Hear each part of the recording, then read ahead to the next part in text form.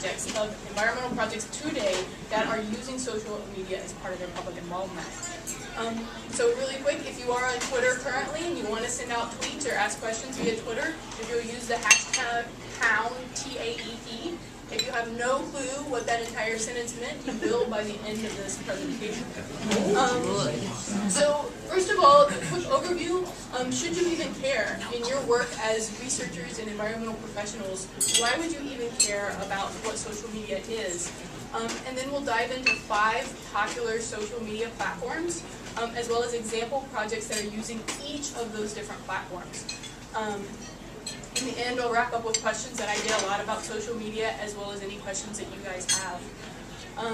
And by questions that I get a lot, over the past year in working with Cubit, I've had the opportunity to go to conferences around the nation and here in the state of Texas and set up social media booths. And at these different conferences, I've been able to talk to hundreds of planners and environmental professionals about how they're using social media for their projects and about questions they have and kind of get their reactions. And so I get a lot of great reactions when I talk to people about Twitter and Facebook. And a really common reaction I get is that social media is for Britney Spears and Ashton Kutcher. It's not for the professional. Maybe social media is what your kids use to talk to each other, or it's what you could even use to talk to your grandkids, but it has no place in our professional lives. Another really common reaction that I get to social media is that it's confusing. There's Ming, and there's Squidoo, and there's Facebook, and people aren't sure what social media platform they need to use to accomplish their task. It's just overwhelming, all the options that are out there. So those are really common reactions that I get. And so the question comes up, well, should I even care as an environmental professional about social media? And an honest answer could be no. It has no impact to what you're doing, and that's okay if you make that decision. You decide, no, it's not worth the investment. But I know that everybody here are scientists and researchers, and that you'll consider all of the available data before you draw a conclusion. And so I'd like to present some facts about social media adoption for you to consider.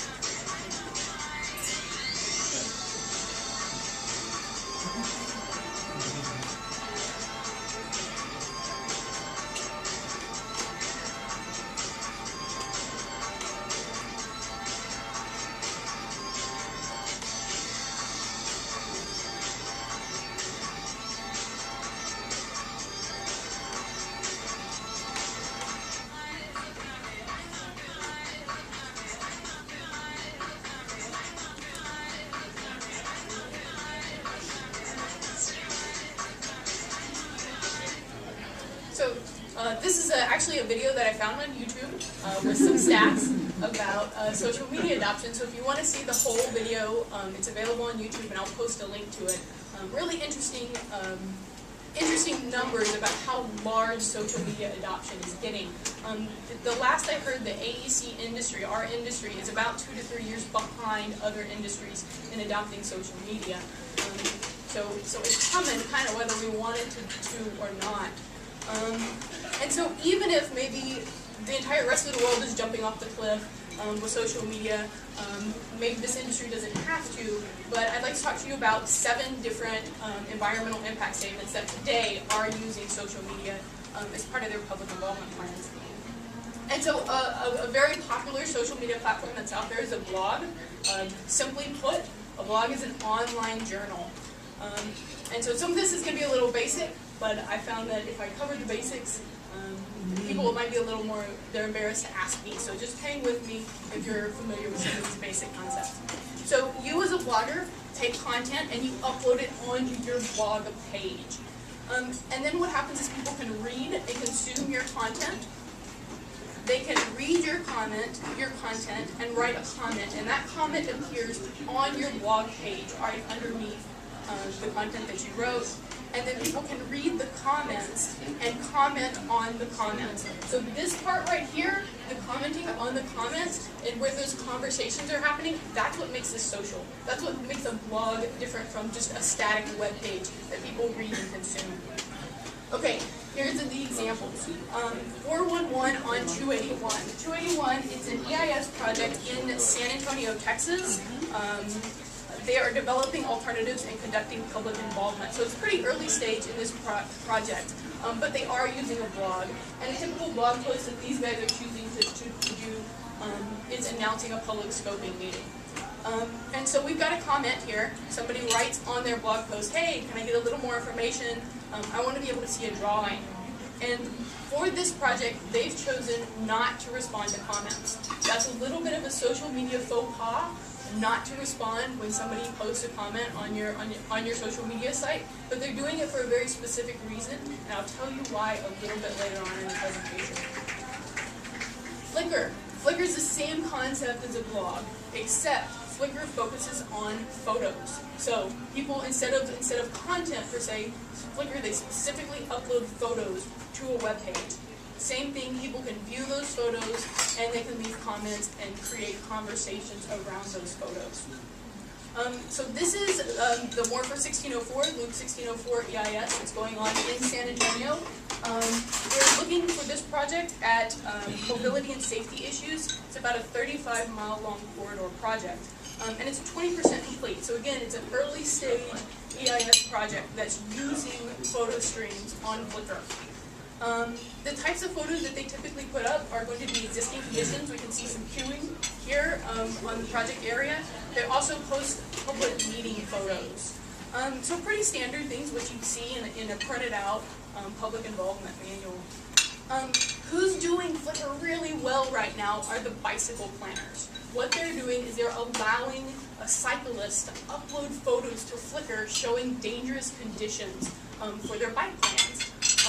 And so what we can see is a cyclist has uploaded this photo showing what they consider to be a dangerous condition, which is a bus, hooking the cyclist. It goes right through the bike lane.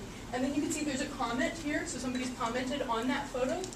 And a great thing about social media is that you start to get some numbers. 2 people considered this photo to be a favorite, and it's viewed over 475 times.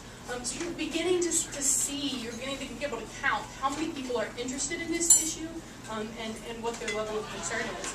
We don't get that with static web pages, and you certainly don't get it with a printed out document. Okay, YouTube. Same concept as Flickr, except for YouTube features videos instead of photos. So in the exact same manner, you can upload videos about your project to YouTube, and people can comment and discuss the video content. So there's 2 different ways that I've seen projects use videos, and that's